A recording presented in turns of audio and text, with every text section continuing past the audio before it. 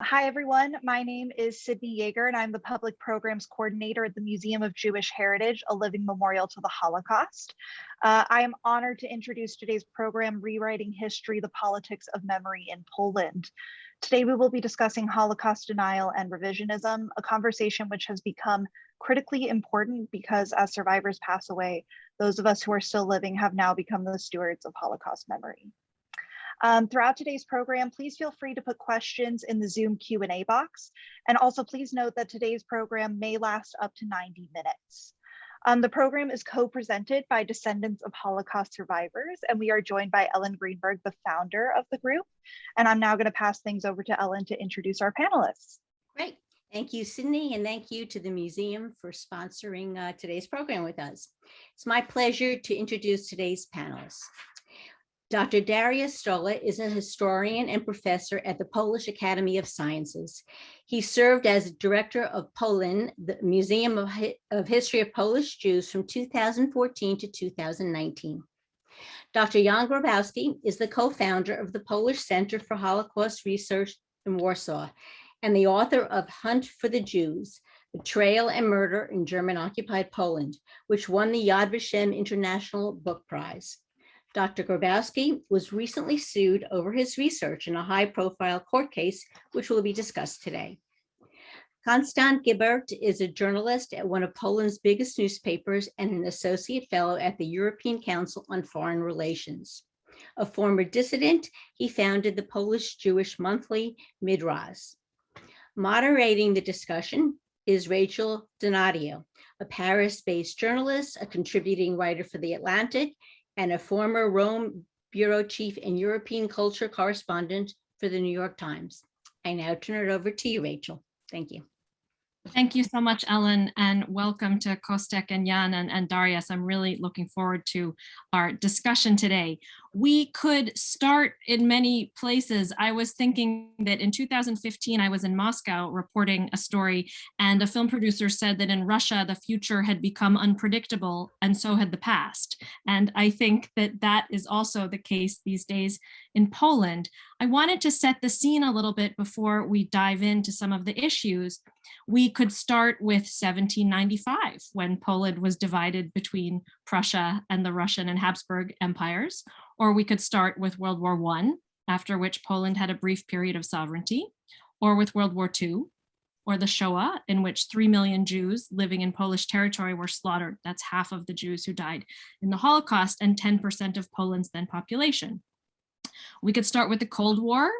We could start with 1968, when half the country's Jewish population was stripped of its citizenship and kicked out of Poland following student protests, or with the fall of the Berlin Wall, which gave Poland a chance to join Western Europe, or 2010, when Polish President Lech Kaczynski and much of the country's ruling elite died in a plane crash that still haunts the country and its leadership. But let us start in October of 2015, which is when the Law and Justice Party, known as PiS, P-I-S, came to power in Poland on a platform of asserting Polish nationalism. And all countries need a story, and Law and Justice's story seems to see Poland's story as one in which Poland kind of defines itself against internal and external enemies. And obviously, this is part of some much larger weather patterns, which we'll discuss.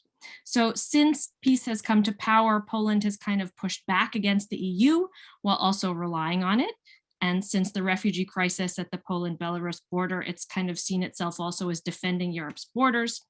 And it's passed many different kinds of contentious legislation, including laws allowing politicians to fine and fire judges, to make it a now civil offense to assert Polish responsibility for Nazi crimes, setting a statute of limitation on restitution claims for private property that it was taken during the Second World War, trying to ban abortion, controlling the media. Basically, a lot of this is the direction the country's been going. And it really seems like it's been riding a line, I suppose, between independence or isolation. And that's a big question. And on that note, I wanted to ask each of the three of you if we could begin in a kind of fast round. I'll go whoever's face I see first. And I want to ask you, how or why is it that the current Polish government has been revising history and putting a different slant on it? What has changed and what is different now from the past?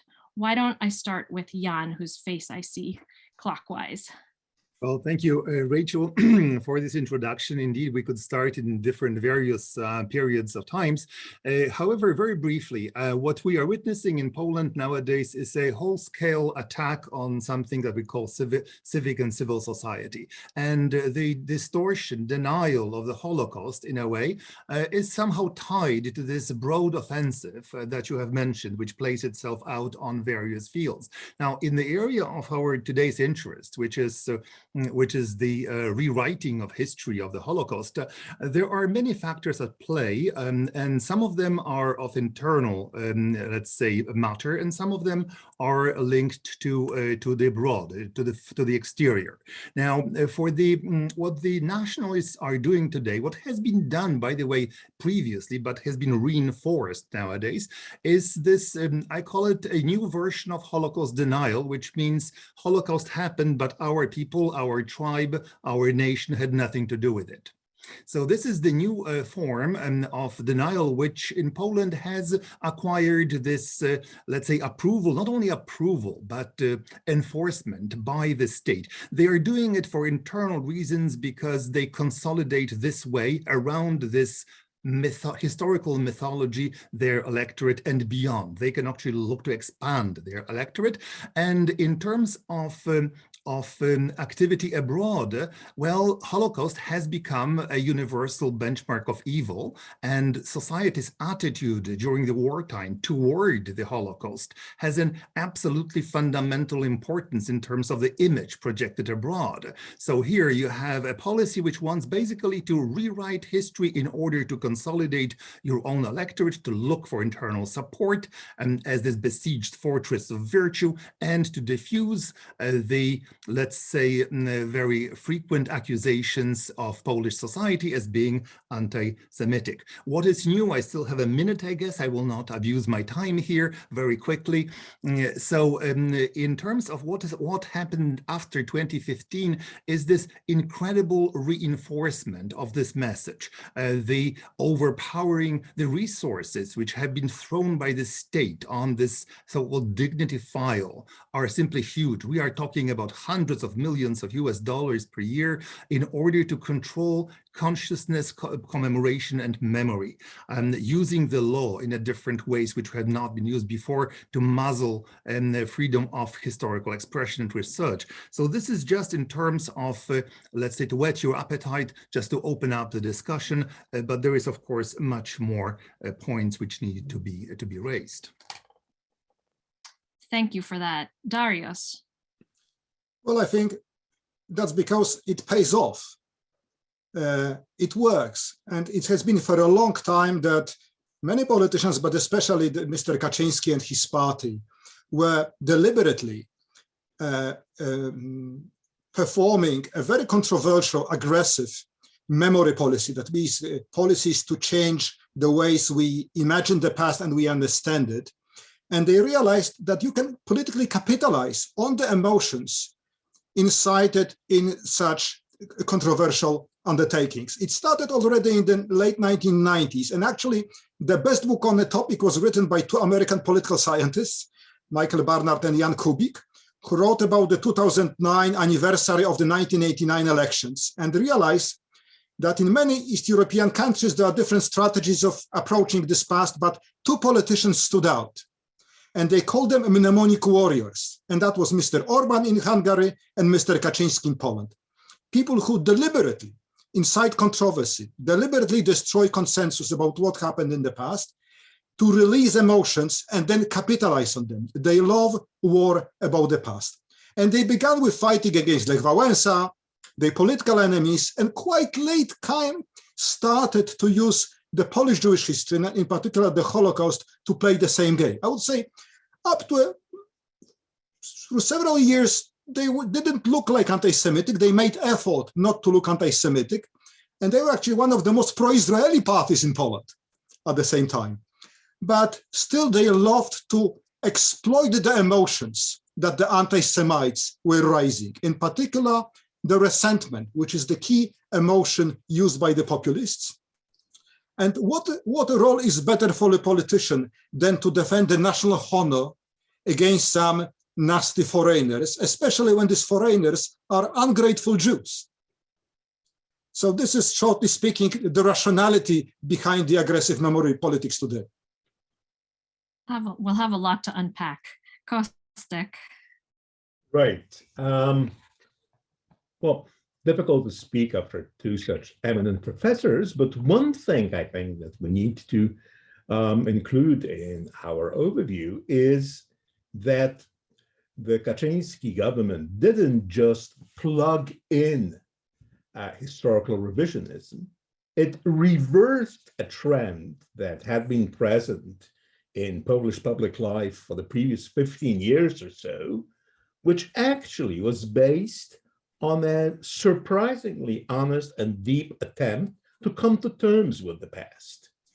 When Jan Tomasz Gross' book Neighbors in 2000 became a trailblazer in a new attempt to look at Poland's past, most of the country reacted with dismay, but by and large accepted, okay, if this is the past, we need to deal with it. And in fact, the debate went deeper and was more honest than I, for one, would have ever dared to expect.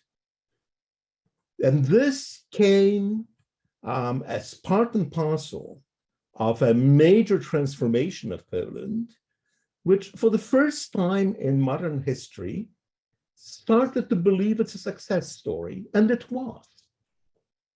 The country was booming economically thanks to its adhesion to the EU, was having a non-problematic political life.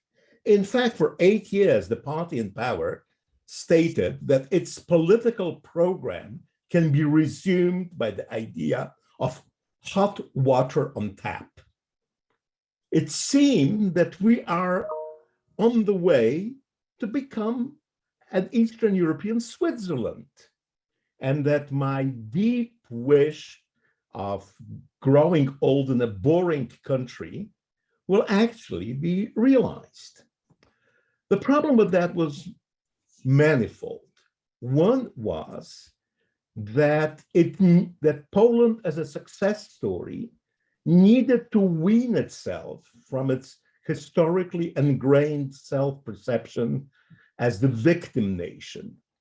In a 19th century statement, Poland is the Christ of the nations, unjustly suffering for the sins of others, but taking on itself the sins of the world and therefore redeeming the world. The Christ of the nations cannot be even coincidentally involved in genocide. A nation which is successful and strong enough to face its past can, but then it has to give up to its claim of being the Christ of the nations. And while we believe that this in fact is the case, we've simply outgrown this neurotic fixation on past suffering. It was not. The liberals in power essentially eliminated history from high school textbooks. It stopped around 45, arguing that since post-war history is somewhat contentious, they're not going to impose a curriculum. They won't do what the communists did. They won't impose one version of history. It's a free market of ideas, and let the better ideas win. Well, Gresham rule says that it's not necessarily the best currency that wins, but the cheapest currency. And here too, while the liberals were unwilling to impose a narrative, other people were more than happy to by recalling the myth of the innocently suffering Poland and innocently suffering and therefore sinless. And this actually preceded the peace takeover of power in 2015.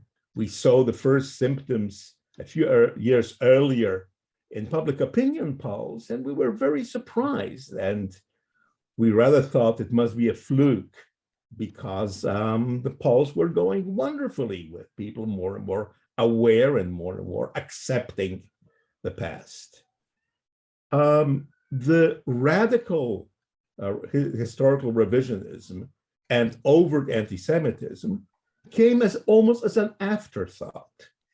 In the first years of the peace regime, the ruling party thought it can juggle its historical revisionism and its genuine friendship with Israel, where a similarly nationalist and populist party was in power.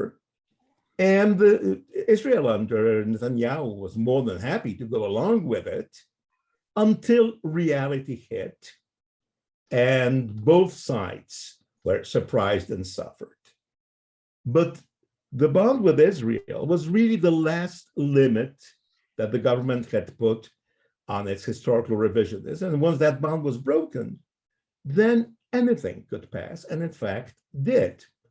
Just to conclude, and we'll come back to it later, I'm sure, the turning point really was when our prime minister, during an official visit in Munich, Germany, decided to lay a wreath of flowers not on the graves of Polish prisoners in the Nazi concentration camp of Dachau, but on the graves of Polish soldiers of the Holy Cross Mountains Brigade, the only unit of the Polish underground which had collaborated with the Germans. This was as strong a declaration as you can. Essentially, it meant we are revising our approach to history. We might have decided we fought on the wrong side of World War II. And then everything else followed from there. This was in 2018? This was in 2016. 16 already, Yeah. Munich Yeah. Security Conference. No, it was 18. It was in 18. 18? Okay. 18. Thanks for correcting me. Okay. So this 2018 is also the year that this legislation was passed that at first made it a criminal offense to talk about Polish complicity in Nazi crimes. And then that was downgraded to a civil offense. And I think we should go to Jan now to talk about his actual experience as a historian who has been prosecuted under this law. You co-edited a book that, as I understand, is 1,700 pages long with 3,500 footnotes. And in one passage, a Holocaust survivor says, here's a Polish village elder who helped tip off the Nazis, and about 20 Jews died. This now brought about a case in which you find yourself sued for defamation by the niece of this former village elder. And this strikes me as an extremely significant development. It's also made you quite a popular guy among certain circles in Poland. But can you tell us a little bit about what the implications and ramifications of this case have been? And also just how does it feel to be a target here? Right. Thank you, Rachel. So the thing is that this trial acquired, this litigation acquired a certain notoriety not because of this accusation, because finally there are so many trials involving historians nowadays, no one will really pay any attention whatsoever if there were no larger context to it. So as you mentioned, there is a plaintiff, a humble woman from rural Poland, who read 2,000 pages and found, if we are to believe the story, found a problem with us writing about her long deceased uncle. Now, to put the very long story short, is within a couple of days, it became obvious that the driving force behind the whole litigation was not this humble woman who had all the rights to, let's say, investigate historians or accuse them and to claim the honor of her family. But in reality, the whole trial has been propelled, funded, researched, organized, mounted by an organization which uses in Poland a fairly ridiculous name. It's called the Redoubt of Defense of the Good Name of the Polish Nation. Abroad, they sell themselves as Polish Anti-Defamation League for obvious reasons. Now, this organization was a fringe, extreme nationalistic organization before 2015. Now, after 2015, they were infused with money, with authority, with power, ministerial support. They became a player, so to say. They did not acquire, however, a common sense together with this acquisition. So the thing is that very quickly became obvious that what is at the center of the trial is to basically do exactly what the Polish Prime Minister Morawiecki promised at the end of June of 2018. He said, we are decriminalizing now this particular law, but we as a state will reserve all the rights to go after these awful slanderers on the way of civil litigation. Furthermore, we shall empower the NGOs that want to work with us. And this was exactly what happened. An empowered NGO went after us. Now, once again, in Polish, what's the larger context? If it's not the reputation of Grabowski and Engelking, my co-accused, it is something more. Well, one thing is the lawsuit introduced into the mix very nebulous and legally undefined concepts, such as right to national dignity, right to national pride. Now, the thing is that in each and every civil codex or civil procedure, you have a right to defend your right to your honor. Now, right to, and honor is somehow defined in legal terms. However, national pride and national dignity are not. They are impossible to be defined legally. Now, this NGO, together with the authorities, tried to insert these concepts, saying that if a historian, let's say, slanders or takes away or wounds this right to national dignity, then each and every Pole can feel somehow wounded and upset. Therefore, each and every Pole can file a lawsuit against offending historians. So if this is actually what happened in February last year, when we lost our case in the first instance, and the court agreed that there is such a thing, a right to national dignity and national honor. So this hopefully was dismissed on appeal, but in February last year, it was recognized. The second is the court, in our case, the court of first instance actually went further and said that that we know, the justification of the verdict went, that we know that accusing Poles of complicity in the Holocaust is a lie. I don't know where the judge took her insights, because I very often write, and I will write, that parts of Polish society were involved in the Holocaust. But for the Warsaw Court decided what was the historical truth. It was a precedent. It was an awful precedent. Furthermore, what we were told is that if we see two kinds of testimonies which go against one another, as historians, we are not allowed to reach any conclusions. We were given by the court marching orders, so to say, how we should behave in our evaluation of the value of historical evidence, which is completely insane from the point of view of practicing historian, which I am. And finally, what was and I'm here, I don't want to overstay my welcome, just the final point which made this case, and will still make this case, so important for all historians working not only in Poland, mind you, because the temptation to use civil litigation to muzzle us is international, okay? Believe me, I am working in a few countries, traveling a lot, and I see the pattern not only in Hungary, Turkey, or Russia, but even west of Poland. This willingness to use these tools, powerful tools of intimidation. So the final thing which was really, which got me going, I must say, at the time, was when we were told about little value of Jewish testimony. I mean, I heard in the courtroom words, you know, these people, meaning Jews, they constantly change their story.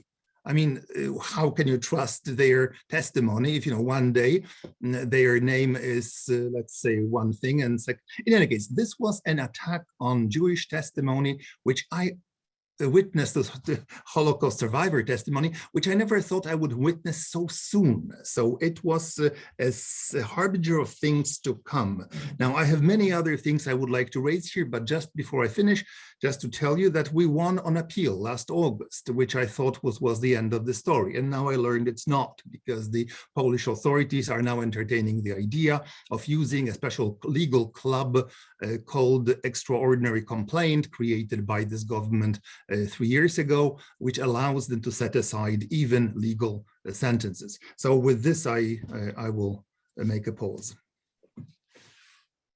That's a lot. So your case has been emblematic in many ways. Dariusz and Kostak, do you feel like this case that Jan is involved in, it definitely has larger implications, but was the intention to kind of just go after a couple historians here and there and just cause a chilling effect and make historians wary of actually doing history? Or was it kind of just something that was supposed to be under the radar, just, you know, that was this meant to be publicized or to be kind of hidden away?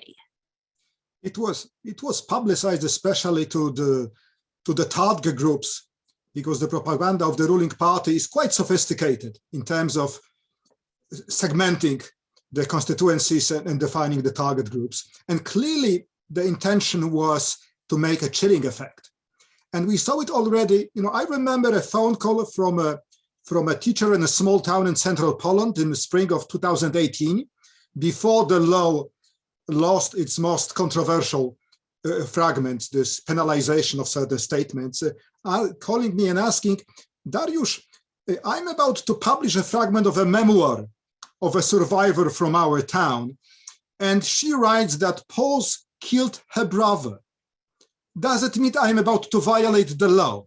So the law was deliberately muddy in its wording to make such things unclear and leave a lot of room for the decision of the public prosecutor, which, you know, for a teacher in a small town means a lot of trouble, even if he eventually would have won. So he decided to suspend it for a time. And I can imagine how many teachers, how many students, how many journalists fought twice before doing this, and especially historians. Well, some historians in this country continue the tradition of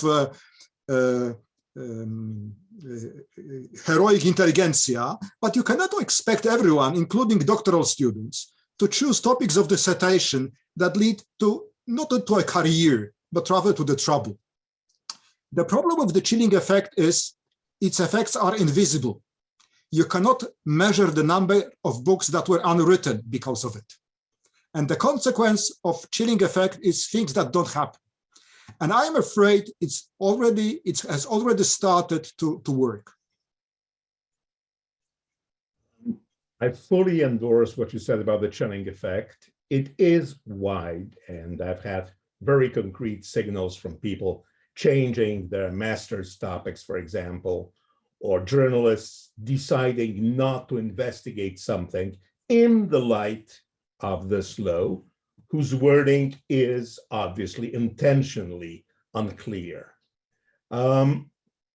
However, as soon as the law became law, I published in my paper a column in which I said that it has come to my knowledge that numerous members of the Polish nation actually have participated in numerous German crimes. And I realized that by making this statement, I am breaking the law, and I'm calling the attention of the public prosecutor to that fact. And then nothing happens. So after a few days, I started calling some prosecutors I personally know and saying, well, guys, I actually broke the law a couple of days ago. And what they said I can do with my law breaking was anatomically slightly improbable, but clearly they were not interested in prosecuting. The goal of the law was to scare away. It wasn't to establish a dogmatic truth. It was to establish the truth cannot be established, and you better take your interest somewhere else, not in the area where we don't want you to investigate.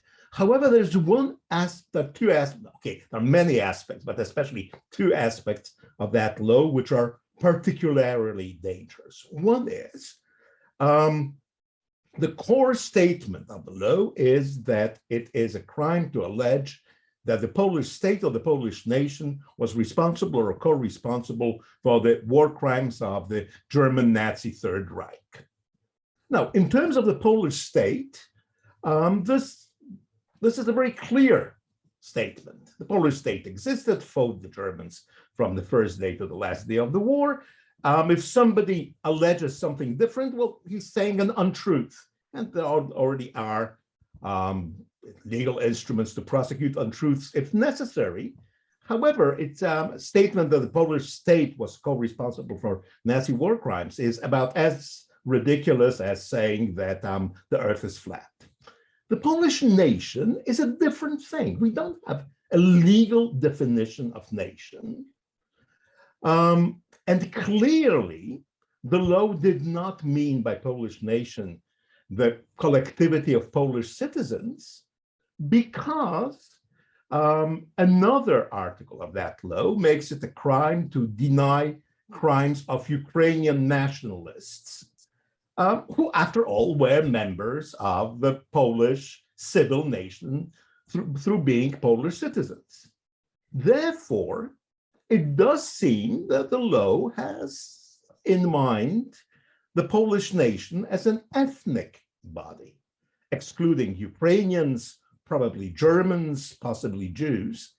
And if my country has just endorsed, at that time, a legislation about who is a member of the Polish nation, and therefore who isn't, I'd like to be informed about that, because this has very immediate and direct consequences, which was the real reason why I wanted my court case and never had it. But the other issue with that law is that it was passed with the support of the opposition. Yeah. There was one vote against, MP Maciej Święcicki, no longer a member of parliament. The opposition swallowed the government line hook, rod, and sinker. And essentially, even if they had some doubts, they were emotionally blackmailed into not expressing them. Things changed when the international scandal emerged. Then in the Senate, the opposition suddenly got its bearings together. But clearly, this is an area in which the ruling nationalists and the intimidated liberals can find some kind of modus vivendi. And this, frankly, is much more scary than just the law itself. What motivated them to support the law? And also in the bigger picture, is there any way to push back against this? What can be done? What have been the most positive developments you've seen that have been signs of resistance against this? Or do you just feel like this is just moving very quickly in a bad direction, unstoppably? Just very briefly to answer. First of all, there was a very strong civil society reaction against the law. We had rallies, we had manifestations, we had public figures speak out and condemn it.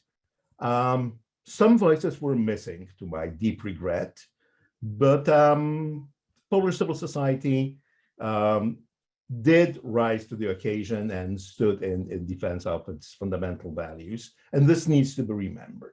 However, it is not Polish civil society that decided the change in the law, but very strong international opposition from Israel, from the US, from Canada, from France. The US at that time having the strongest voice. Today, the US is treated by this government as an enemy, frankly, because of its insistence on Poland respecting rule of law and respecting freedom of the media. But then it was the voice from Washington that was decisive, and eventually the most outrageous element of the law, the penalization of making the statement I had quoted earlier, was removed through negotiations between unnamed Polish representatives and allegedly the Mossad in a remote location in Vienna, the whole thing being grotesque beyond words and deeply humiliating, even if I'm very happy that some kind of positive result was achieved. Let me continue to answer your question why the opposition didn't resist. It's a continuation of this effective practice. The intimidation of the opposition was relatively easy because if they voted against the law, immediately the Kaczyński party would call, these people don't want to defend the honor of Poland. We want to defend our honor against slander, completely false accusations that the Polish nation and state collaborated with Nazis, which is obviously untrue. And if you don't support it, you're the enemies. So this is the skill of this aggressive memory policy. This is how it works. And the most positive change since this moment in the last 3 years was that there are so many topics where not only the civil society, but gradually also the leaders of the opposition learned to oppose the ruling party on most of the topics. That means they have made so many outrageous decisions, so many horrible laws they have enacted, that this list is long. However, if you protest every second week against something important, there is a kind of inflation of protest and certain fatigue the protest. So it's about time, how long can we resist this offensive in various fields, on various fronts, and how the general mood will change to eventually get rid of this government. Can I jump in for a second here?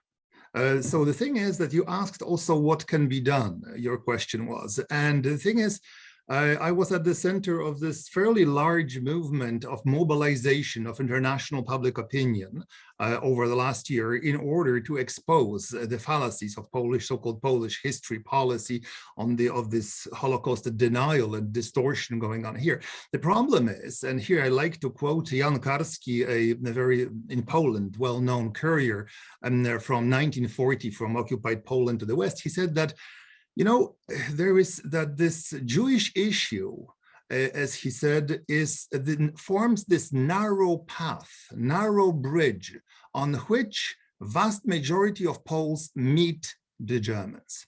Now, looking fast forward to today, I would say that this last preserve, when majority of Polish society, including opposition parties, meet the nationalists, is the dignity file. And that's where it's not only because they are intimidated or they are forced into, they really believe it in part. And this is a huge problem, as it has been mentioned here. And that's why the level of what anti-Semitic discourse in public arena in Poland has reached proportions which I did not think possible 4 or 5 years ago.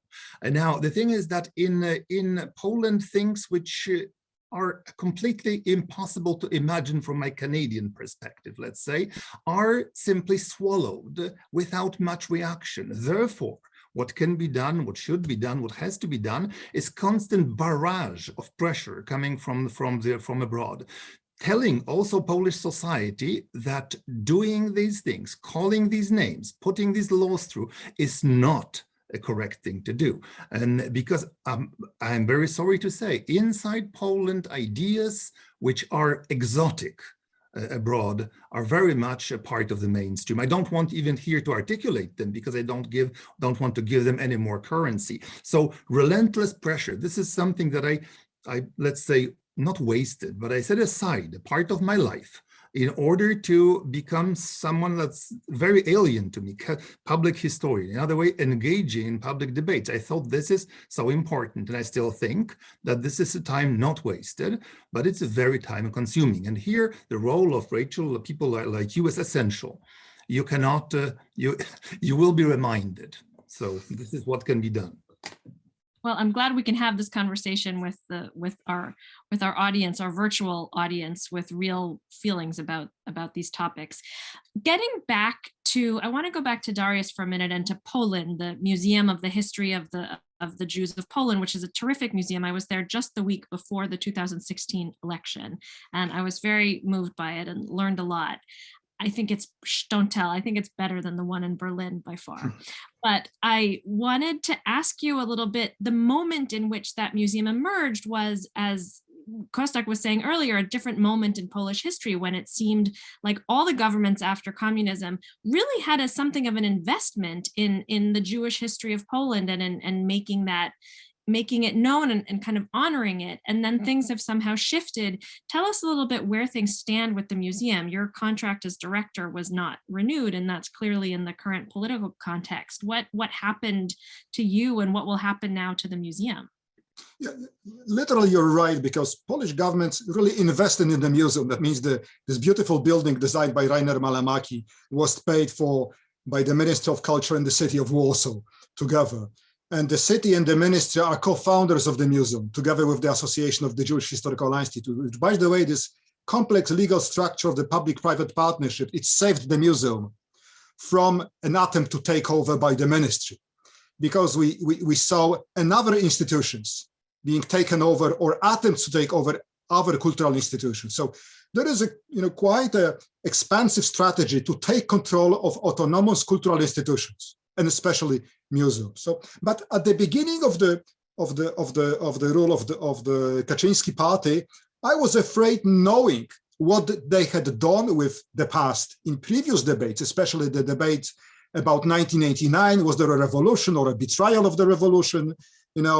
Who were the secret agents in the Solidarity movement and so on, and knowing their quite interesting fascination with the state of Israel, and especially the government of Mr. Netanyahu, I supposed that we may be spared. Even President Duda, the peace politician who was elected president of Poland, he visited the museum. I guided him. At the end, standing in front of the cameras, he said, every young Pole should visit this museum. Well, and the minister kept paying his share. This is something like 25% of the annual revenue of the museum is the subsidy of the Ministry of Culture. But things rapidly deteriorated in early 2018 because of a coincidence. First, this infamous Holocaust complicity law was exactly voted by the parliament in elite right after the anniversary of the liberation of the Auschwitz camp. Actually, that was on the worst day they could imagine. And second, March 2018 was the 50th anniversary of 1968 so-called anti-Zionist campaign. So we prepared a large, excellent exhibition of what happened in Poland in 1968, especially the anti-Jewish propaganda and the emigration of about half of all the Polish Jews as a consequence. And then, we crossed a line, or in between, in the meantime, the ruling party radicalized. There is an inner tendency for radicalization. Various factions try to outbeat each other in being patriotic and defending the national pride. Such parties are never stable. They can expand, they can be more aggressive, or they can decline. So this inner tendency was pushing them. What had been acceptable for them 2 years before was no longer acceptable. And the third thing that coincided was, and at that time I didn't realize what is the meaning of it, namely, the minister declared that his intention was to establish the new Museum of the Warsaw Ghetto. And only later I realized that this is a tactics of establishing parallel institutions. We have a few cases like this. For example, the Solidarity Museum in Gdańsk, which resisted the efforts of takeover, now has a parallel institution with the same mission and government and money coming from the government. So I didn't realize up to the moment when the minister demanded me to give 5 million euro to this non-existent yet institution. I can betray my holist principle, but I cannot give up 5 million euro. And then things just deteriorated with every month along the ongoing controversy about the Holocaust complicity law. I think this is a good moment to talk a little bit about Treblinka. Never a bad time to talk about Treblinka. No, I mean, I want to ask Jan about this because there has been another kind of revision of history going on there. And can you just tell us a little bit about Right, what's very quickly, because this is something that really brought me to a state of boil, which becomes more and more my permanent state nowadays. The thing is, imagine that Treblinka, as all of our listeners know, is the second largest Jewish cemetery in the world, close to 900,000 dead Jews murdered between July of 1942 and July of August 1943, most of them. Now, lo and behold, the current state of, let's say, commemorative paranoia, so prevalent in Poland, insists on a massive, let's say, effort to shore up the myth of righteous Poland. In other words, that default position of the Polish nation was to run in order to save all the Jews that we could, which of course is nonsense, it's fallacy, it's a big, bold lie. So there is a special institute called the Pilecki Institute. There is a minister responsible for culture, Mrs. Dr. Gawin, who are littering, let's say, the countryside with special monuments devoted to Poles who lost lives saving the Jews. The idea is, of course, not to honor these individual Poles. The idea is to convey in Polish and in English, meaning that Poles saved the Jews. Now, to plant this monument, as it happened last month, at the Holy of the Holies of Jewish suffering, at the platform of railway station in Treblinka, was something I can't say undignified. It was shameless, and when I started to do my own historical investigation of sources, I found out that it was simply based on lack of proof. The idea was that there was a Pole who was shot for trying to bring water to Jews who were waiting for their turn to be delivered to gas chambers, and he wanted to bring them water out of altruistic purposes, and he was shot by the Germans. Well, the problem is that what happened at railway station in Treblinka and many other railways on this line was a horrible scenery of Polish youth and gangs selling, for exchanging water for diamonds, for gold, for hard currency, and we have more than enough of Jewish proofs of this. So now to turn around and to create in a very morally dubious atmosphere without historical sources, to create in a place called Treblinka a monument to Polish virtue, is something that tells you volumes of how undignified, how horribly hurtful these policies can become for every person that has some empathy for the victims of the Holocaust. So this is just the recent little piece of this puzzle, which I found absolutely impossible to stomach. And by the way, this coming Saturday, there will be a large article in the main that I wrote in the main opposition daily, POLIN Gazeta Wyborcza, and I prepared also an English version. So Rachel, if you can help me in placing the English version somewhere, I'll be extremely grateful. This connects to what? Yeah, go ahead. I just add up this policy of promoting Poles who save the Jews falls into a series of extremely interesting historical paradoxes. First of all, they absolutely deserve commemoration. Each and every one of them is a hero, acted with unspeakable bravery and selflessness, and they absolutely deserve to be commemorated.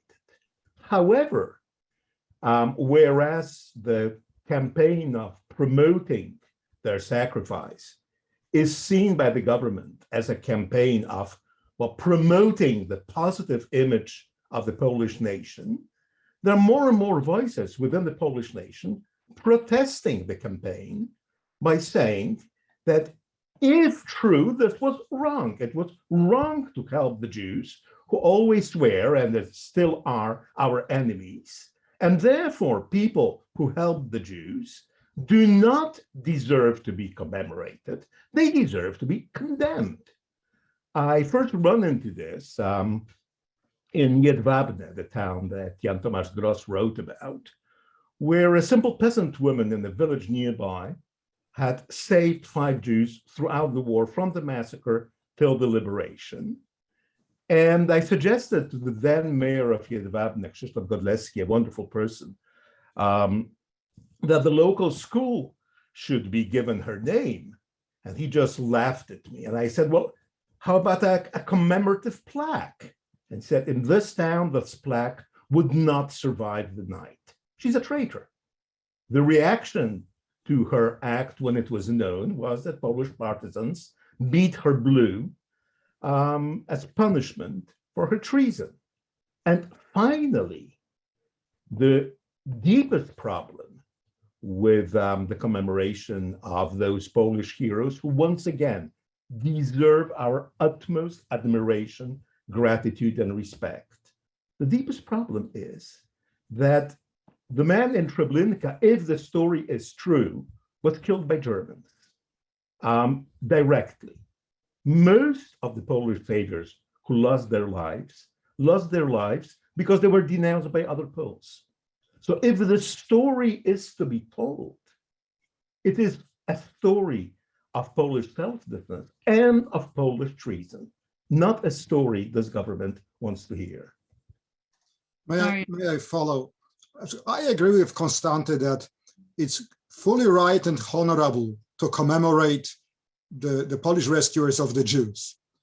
And I think it's good, especially because if you commemorate them, it will be difficult for you to commemorate those who are killing the Jews or who are intimidating those righteous people, as Konstanty said. The problem begins when the government tries to hide those not righteous behind the righteous, or to introduce kind of obligation that you cannot talk about collaboration with the Nazis without mentioning the righteous.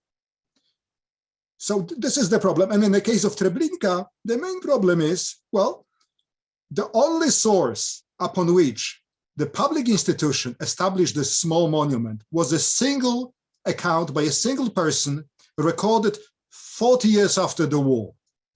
So don't we really have heroes with a stronger record, stronger evidence that we have to honor someone who has such a dubious record for his death?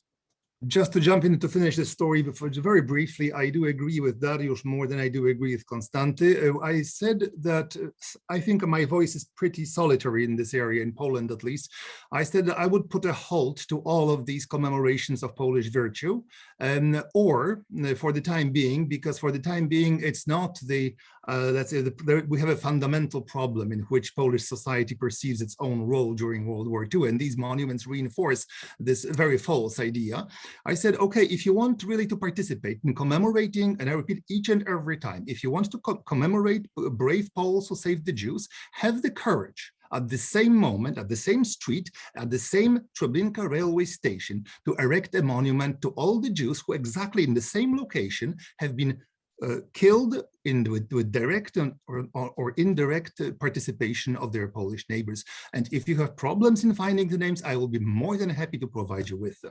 So this is all I say. It's simply, there is no innocuous and innocent celebration of Polish virtue, as long as you are not prepared to build exactly the same monument to Jewish victims of Polish murderous activities.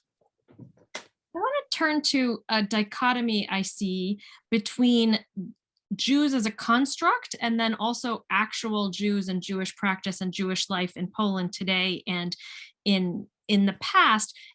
Over many decades, there was a sense of kind of heritage revival, and non-Jews were kind of discovering the Jewish heritage of Poland and kind of helping recover things and making the past come to light. Has that ended, and how does that kind of coexist with the current tendency to, you know, focus on Polish virtue as opposed to Jewish victimhood? It hasn't ended, certainly. I am on a jury of the POLIN Award. We give award to people who exactly do this, who try to commemorate the Jewish past of these small towns and regions all around Poland. And this year we had something like 150 applications submitted by various friends and observers of various people, really great people, you know, really these are fantastic people doing the hard work to do it. So this tendency, which Konstanty noted, which dates back to the 1980s and 1990s, is going on. So you have several levels, and it's quite obvious. Poland is a diverse society. You have people of very different opinions. That what has changed is the polarization. is there is very little middle ground. But Poland is not unique in this matter. I think Americans can understand it very well. So these things continue, but on another level, you have activization of neo-fascists, open racists, and other people who, for various reasons, are very willing and quite skillful sometimes in distorting the past. So these things coexist, and the problem is how to help the right guys, not the bad guys. As often is the case, anti-Semitism has extremely little, if anything at all, to do with actual Jews. It is the anti-Semites' reaction to their distorted imagination. It's not a reaction to what actual physical Jews do or do not do. The Jewish revival in Poland that started in the late 70s, and I had the privilege of being part of it from the very beginning, enjoyed substantial support from non-Jewish Polish civil society as something valuable in its own right, as a moral obligation, and as something beneficial to Poland.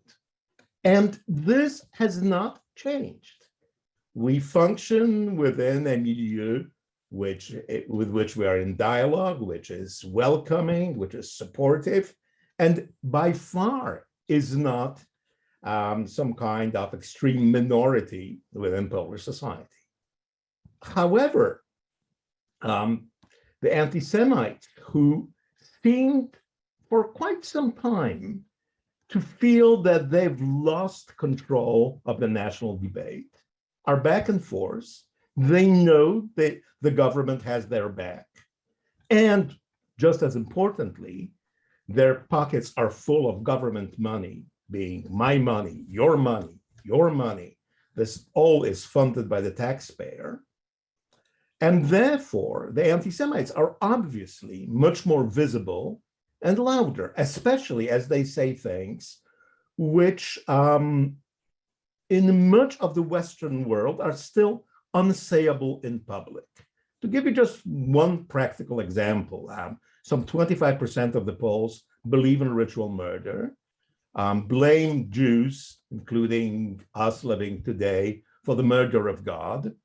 And some 27% agree with the statement that it is a good thing that after the war, Poland became a monoethnic society.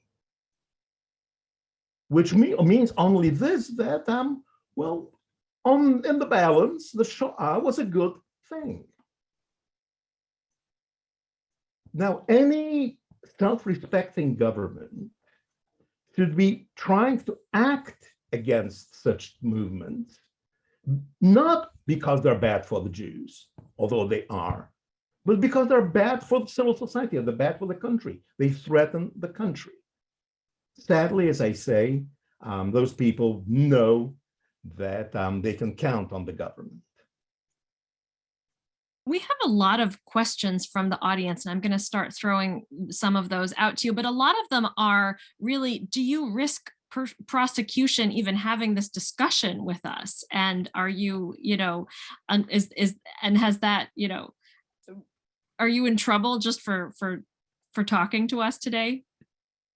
Not really, I don't think so. However, one has to understand that the situation is evolving fairly quickly. And some of my closest friends are now under investigation from Article 55 of the law, of the IPN law, which has not been changed, has not been decriminalized. It's 3 years in prison. And there is the notorious Article 133 of criminal code, which stipulates 3 years in prison for simple slander of the Polish nation. So it's only the question of willingness of the authority. So investigations are in process. I know that some people personally who are under investigation. I know that I have been reported to the state prosecutor's office. So the thing is, they have the tools and they have created atmosphere. So I don't think that Konstanty Gebert will be imprisoned tomorrow, or Dariusz Stola put in a dungeon. But they have the tools, and if they want really to use them, and they are, and let's not mince words, they are stupid enough actually to use them occasionally. So, the question is, we simply don't know what are the Derek? Well, I wanted to say that I don't feel threatened. I have a position, I have an academic position, so there will be costs in attacking me. But things that were unimaginable, 2 weeks ago, maybe imaginable tomorrow. This is this expansive logic of radicalization. I have spoken many times to Polish media at various online seminars and conferences. By the way, now we have the pandemic, so things are different, and the government is also busy with some other things, other than a Jewish museum in Warsaw, for example. I think that COVID is great for protecting the POLIN museum from the appetites of the ruling party. So as long as they have many other problems, and the number of problems the government has increasing almost every week, including the highest death rate in Europe, comparing to pre-COVID times, we are relatively safe. But some faction or a subgroup supporting the government may find it useful at the moment to play again the Jewish card, because nothing is better than protect the honor of Poland against the Jews. Well, the honor of Poland is facing other problems too. Inflation is 8%. The government's issuing a commemorative coin commemorating how Poland has been defending the borders of Europe and pushing back refugees to Belarus, but the coin won't go as far as it did a few weeks ago. Just to follow up on what Darek said, I do feel threatened, but not as a Polish Jew, as a Polish Democrat. They do have the instruments, and they've been using them. It is dangerous to go out on the street and demonstrate, especially if you're young and female. My gender and my age protect me somewhat, but I wouldn't put too much trust in that protection. But I think that, yes, before they go for the Jews, they'll go after the Democrats. And this is a risk that I think that Polish Democrats realize that we're facing. And this is geographical latitude in which things happen. And, going back to your original question, when we started with saying that the attack on the history of the Holocaust, the attack on history is just a part of a larger battle that the nationalists are wielding against all of us here, is so true when you look, for instance, at politics of exclusion, at what's going on the Polish-Belarusian border. If you look at the kind of language which is being used to depict and to exclude foreigners, most of all, let's say, of a different pigmentation of skin. It harkens back to the darkest years, actually, of the 1930s and 1940s, the imaginary of the imaginary Jew, the way the Jews have been depicted, is being applied in the official discourse today. So as I mentioned, this conflict with the past, it percolates and hits us on the face today in the context of current political events. We have a question about, how do you imagine restoring a historical narrative that will not be subject to historical manipulation as it is now? What's the role of scientists and the media who plays a part in that? It's a big question. Everybody plays a part. I mean, look, debate about history will always be there. And the history that's not being debated and challenged is false or dead or both. The point is that for a debate to make sense, it needs to follow rules, and it needs to subject itself to a basic methodology of fact-checking and verification. What the government seems to be saying is not so much that we're right and everybody is wrong, but we say this, they say that. It's impossible to know the truth, so don't bother. The only way that genuine historical debate, be it about the Shoah, be it about anything else, can be reinstated is if we are able to agree on what constitutes truth. And this might be a problem when we get the possibility to start to rebuild the country after this government is over. I have been a professional historian for close now to, let's say, 35 years. It is a long, long time. By professional, I mean starting with PhD and so on. And one thing I have learned is that the involvement of this machinery of the state in historical debates is something to be avoided. State's role is to fund historical research and stay the hell out of historical debates. So this, and the second thing, I have been writing history of the Holocaust now for more than 20 years. Not one word of what I wrote percolated into the textbooks in schools. So the thing is that these things need to be done, evacuating the state in terms of direct intervention away from history and making the findings of historians available to future generations of young people in Poland. Let me take an institutional perspective. In addition to the philosophical questions that Konstanty has raised, first, we need independent judiciary, not to be afraid of course, in Poland. Second, independent, autonomous academia, media, no longer public media controlled by the government as they are at present, the tube of the ruling party. So the restoration of the plurality of independent voices, and especially in the academia. This is a precondition for anything like this. Second is about, I'm very glad that Poles are so much interested in history. You know, this way, there is a lot of room for historians, and actually the public of the museums in Poland is bigger than the public of the football matches. You know, before the pandemic, it was 38 million tickets sold annually. This is interesting. But for the public debate, what we have noted is the deterioration of the quality of the debates on the past and all public debates in the last about a decade. And this coincided with a technological change.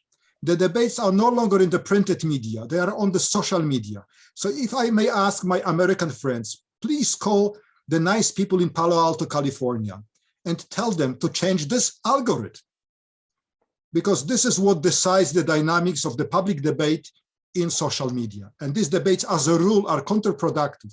They never lead to a shared conclusion.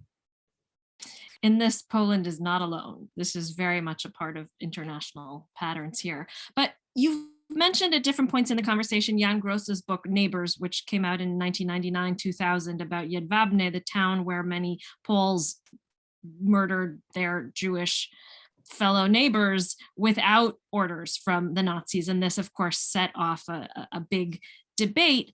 One of our audience members writes in and just asks about, can you talk about the segments of Polish society that are trying to continue those frank, difficult conversations that began in 2000 after the book?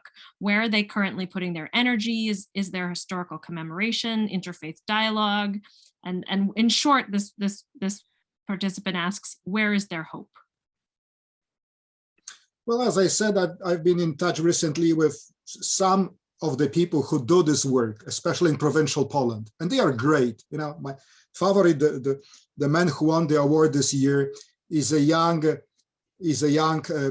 sportsman from a small town in southern Poland who not only built a monument commemorating the Jewish victims in his hometown, but encouraged people from other towns in the region to do the same. But all of those who were nominated for the award said that now it's more difficult than it was.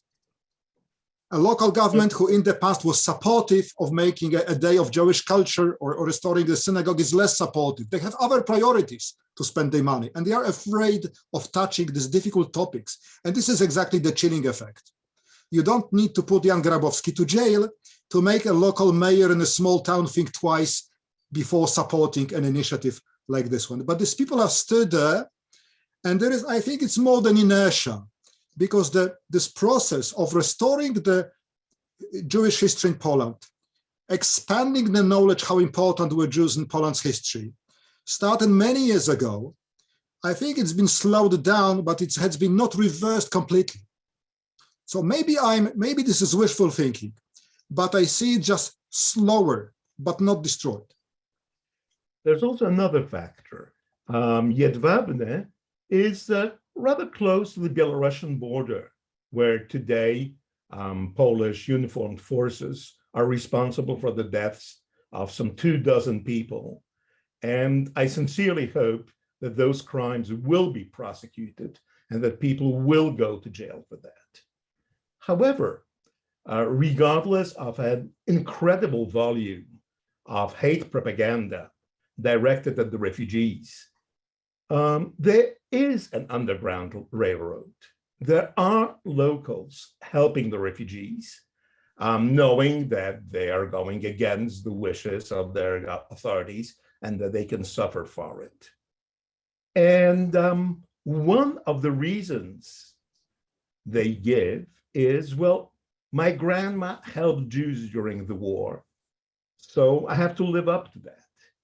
But possibly more interestingly, another answer is, my grandma didn't help Jews during the war, so I have something to make up for. And this, I think, is the empirical test of the public dialogue about Polish-Jewish relations that we've been having for decades. Fascinating in itself, but it never had the opportunity to actually pass the reality test. It is passing it right now on the Polish-Belarusian border. And I just cannot express enough my admiration for the people who are running that underground railroad, taking the risks, because they have drawn the lessons from the debate. In the way that we've talked about Jews, the construct, and actual Jews of Poland, Poles and Poland loom very large in the imagination and the memory of families of Holocaust survivors, in part, in some ways, because so many Jews were murdered in Polish territories. But Germany, as we know, had this decades of kind of denazification and confronting its history in a way that I think Poland perhaps didn't. And I wonder if that is a factor in the current situation as well. Well, you know, the thing is that something that very often is forgotten, especially in Poland, there is a sentiment of Jewish lack of gratitude.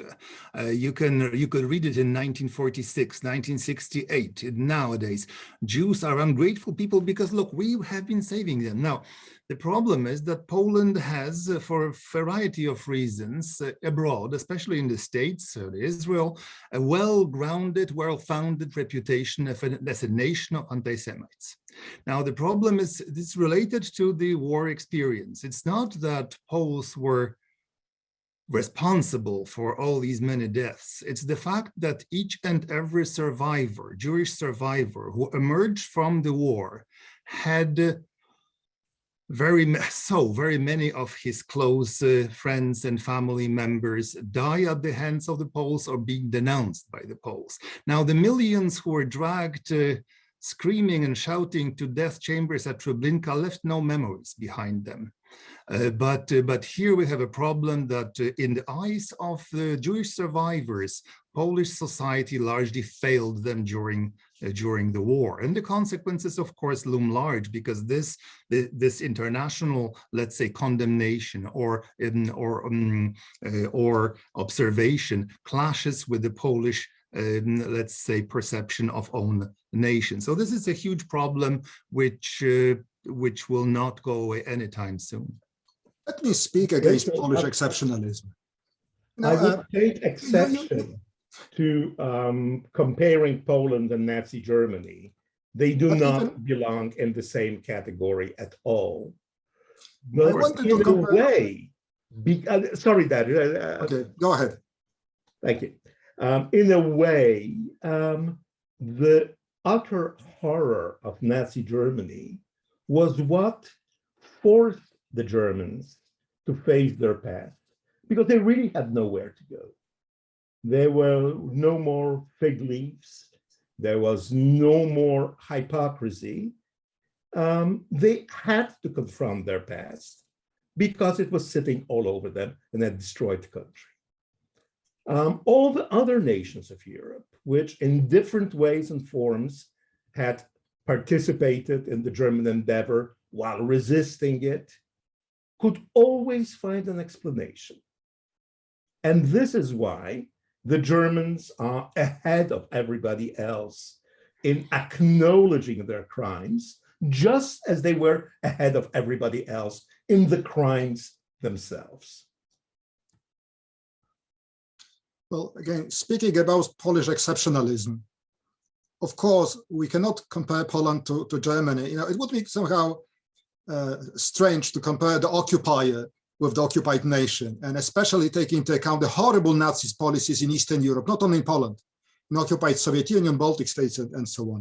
But comparing to other occupied European nations, the serious and frank debates about what were the attitudes towards the Jews during the war started late, in the 80s or 90s. The French debate, you remember the Switzerland, the neutral country, and elsewhere. And what is interesting, practically everywhere in Europe, there were debates about how we, the nation, behaved during the Holocaust, except for two countries, to my knowledge, everywhere, you know, from Finland to Greece, but not in Russia, not in Russia, not in Belarus. So it's very much about the present political situation rather than the past. The defining factor is the nature of the political regime and how much space for a frank discussion you have. So in this sense, Poland was the avant-garde in Eastern Europe in late 1980s, 1990s. And then we saw the backlash in the 21st century, the backlash which was strengthened with the algorithm of the social media. The algorithm favored the backlash against sincere and critical approach. So I'm still hopeful, but I see it will take us years, if not decades, to first restore what has been destroyed in the past 5 years. I think we should start kind of wrapping up, but I think that one of the questions I would like to ask all of you again is one of the ones that people have been asking in the comments. Just a technical question, does the Polish law apply to scholars outside Poland? If someone wants to do research in the United States or abroad, are they at risk of coming under fire too? Well, you know, as an expert now contre moi, against myself, I can tell you that yes, once again, the enterprising people in Poland, I mean the enterprising nationalists, can of course sue in a court of law. And I already received numerous queries from my colleagues who, for instance, say that they are not going to German or American, Canadian friends. We are not going to publish our books in Poland because we are afraid of possible legal consequences. And I cannot tell them you are silly or don't do it or just go ahead and publish it, because I don't have a crystal ball. And this freezing effect, although much less felt, translates into certain anxiety. Remember, humanists are very cowardly animals, dependent on governmental grants and permissions to travel, to visit the archives. So they prefer to be very, very prudent. And so, yes, there is an impact that can be felt outside of Poland, certainly. Not publishing in Poland might not be enough to save their bacon, because that's true. Polish law is today driven by the ambition of being respected worldwide. The Polish Constitutional Tribunal has just ruled that a section of the European Charter of Human Rights, namely Article 6, that guarantees the right to a fair trial, is unconstitutional in Poland. So we don't yet have the means, but we certainly have the will. Well, just jumping for a second here, I can tell you that during my travails and my problems, illegal problems in Poland, my University of Ottawa Professors Association funded me 1 hour of debate, of discussion, frank discussion, with an eminent Toronto lawyer who simply I wanted to ask him some questions.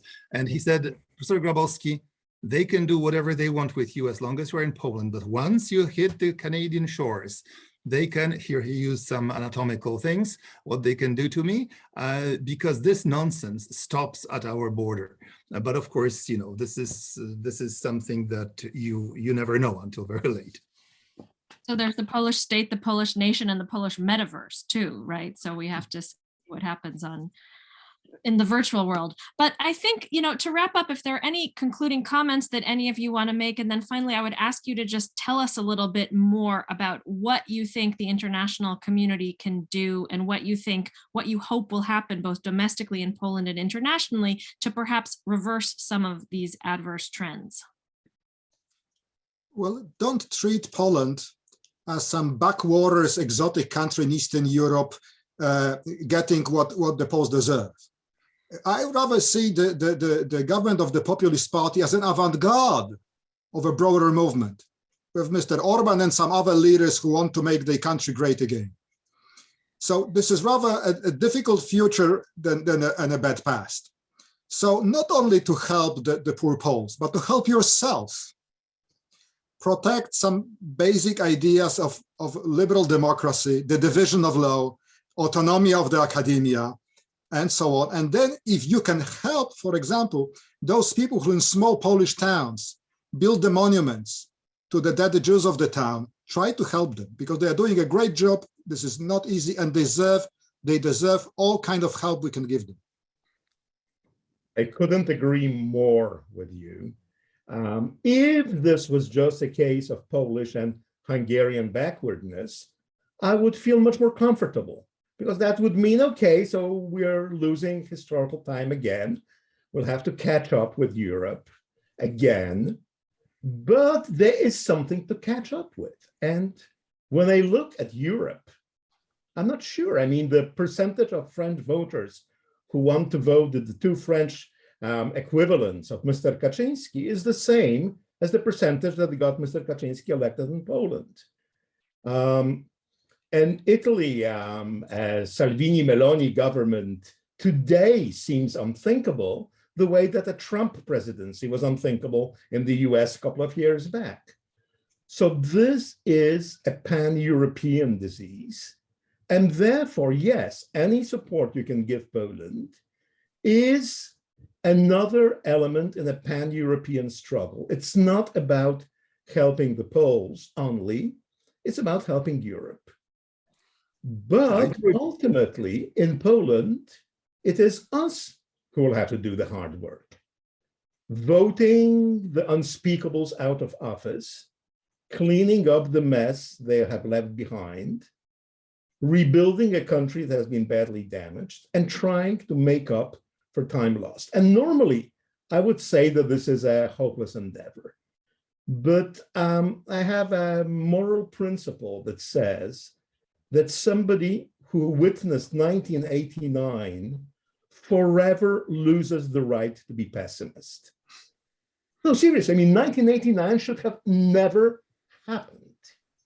An evil empire collapsing because it realized it's not loved. I mean, come on, grow up, get a life. If 89 was possible, we can do it again. We're out of time, I guess, here, so I will forego my vote here. You go. Oh, just very briefly, since we started with the Holocaust, right? Let's not delude ourselves. In the world, there are very many countries that have no democracy, that they have no courts, free courts, and so on. And somehow humanity goes about its own business. However, this button that really we touched upon here, which is the history of Holocaust, is something that, for reasons which we don't have the time to enter here into, moves people around the world. So as long as Polish authorities or segments of Polish society violate this commemoration, violate this trust, then pressure should be borne, pressure should be applied, because this is what makes it quite unique, and quite actually this way we can open and help Polish society transform the rest, including the courts and democracy. They are tied together. The violation of the history of the Holocaust with the violation of democracy are inherently tied. I think that is an excellent note to end on, and I want to thank all three of you for a really terrific and thought-provoking discussion. I'm sure that the audience also learned a lot from it and will want to help in whatever way possible. I'm going to turn things over now to Sydney, but thank you very much again, and with you in the struggle. Yeah, I would like to echo everything that Rachel said, and also say thank you to Rachel for moderating today. And also thank you to the Descendants of Holocaust Survivors for co-presenting today's program. Everything we do at the museum is made possible through donor support. To those of you watching, we hope you'll consider making a donation to support the museum or becoming a member and joining us for our upcoming programs, which you can check out at the link in the Zoom chat. Have a great afternoon, and thank you all again so much for joining us.